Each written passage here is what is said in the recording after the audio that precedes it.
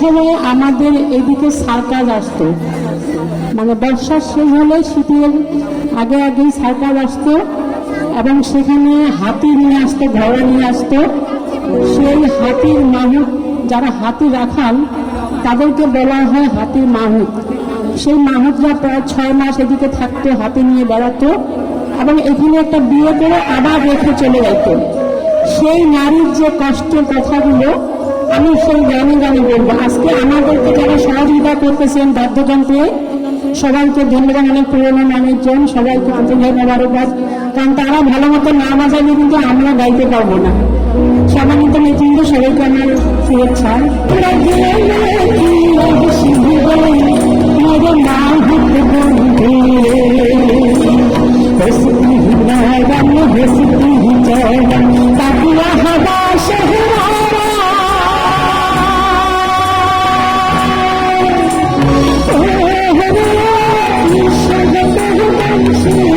বন্ধু